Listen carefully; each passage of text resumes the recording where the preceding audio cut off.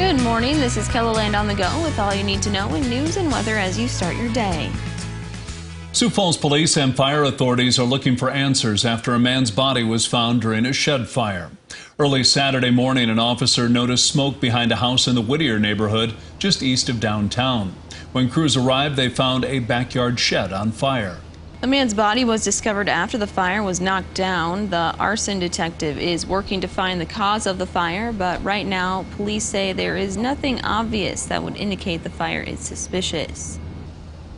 The owner of the home had said that nobody was supposed to be in that shed, nobody was supposed to be living in the shed, so I'm not sure exactly what the circumstances why the guy ended up in that shed. Police are still working to identify the man. They are also waiting on an autopsy to figure out how he died. Authorities in Rapid City are asking for your help to identify a person in connection with a robbery. The Rapid City Police Department says the robbery happened on Christmas Eve. Investigators say a man entered a casino and demanded money. Authorities released this surveillance photo of the suspect. Anyone with information on the robbery should contact Rapid City Police. On Christmas Eve, Governor Kristi Noem commuted the sentences of 7 South Dakota inmates, including Connie Hirsch, who killed her husband Gerald in 2010. Now Gerald's daughter is asking why his killer was selected to walk free. I feel like I'm victimized all over again. I mean, by Noem doing this. I don't got a dad. I don't get to see my dad. I got to go visit my dad at a grave. My kids got to go visit their grandpa at a grave. Her kids would have at least got to visit her behind bars. I mean, at least she was still alive. You can hear more from Lopez about her feelings on the commutation in a KELOLAND.com original by Jacob Newton, online now. Now let's get a check of our morning forecast with meteorologist Scott Munn. Some warm temps to start the day, Scott. Well, warm temperatures, and I think more or less we'll stay in the 30s as we do go through the morning and into the afternoon. So that temperatures may change a couple of degrees here and there. All in all, with mostly cloudy skies, you can expect high temperature 38 in Pierre, 35 Sioux Falls, 33 in Aberdeen. Warmer in western South Dakota, Rapid City at 50 today. More details on your forecast with Brian coming up. Thank you, Scott.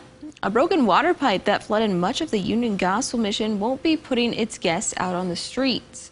Most of the women displaced by the flooding moved into the St. Francis house on Tuesday. They'll be living there for however long it takes to repair the damage at the mission. This is our intended purpose all along, is to always be here to help in times of crisis. And this is, of course, a huge crisis for the Union Gospel Mission. The women are staying in rooms that have been furnished with towels and hygiene products. The St. Francis house is also washing clothing the women brought with them because some of their clothes got damp from the flooding. The cold weather didn't just affect pipes at the Union Gospel Mission. Sioux Falls Fire Rescue was called out multiple times over the weekend for broken pipes, some of which were part of sprinkler systems. Tyler Bouma, the vice president and owner of Service First Fire Sprinklers, says the calls for service started to pick up Saturday and Sunday. He says they have not had a weekend like this for about 5 years. As things are starting to thaw, the calls are coming in crazy. I'd say we're 50%, heads that have froze and popped themselves, or, just a general pipe has ran too close to a wall, and now that pipe is bursting and starting to flood. And we've had a lot of jobs where we've came for something small, and as we're there, things have thawed and opened up and it's gotten worse. He says they've had over 20 calls for service, and he expects that number to rise. An attempt to ban inherently divisive concepts from South Dakota's academic content standards would have gone beyond what's allowed under state law. That's the bottom line from a previously secret letter that the Code Council for the South Dakota Legislature sent in August to the State Department of Education. The letter was released after several rounds of questions to the department and several public records requests from KELOLAND News. State Department of Education officials proposed a ban last summer in response to a directive from Governor Noem. Over the next 2 weeks, you can help Sioux Falls Police and Fire Rescue in a friendly competition. Both departments are trying to get as many people to donate blood as possible. This is part of the Heroes Behind the Badges blood drive.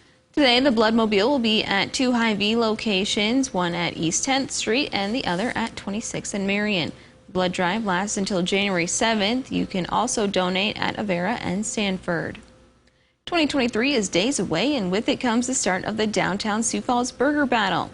10th annual Burger Battle kicks off January 1st and will last the entire month. 32 participating restaurants will show off their culinary skills by putting a spin on the classic burger. Then it's up to you to judge each of the burgers. The burger with the highest average points wins. And that's a look at some of our top stories. Now let's get one last look at your weather with meteorologist Brian Karstens. Brian?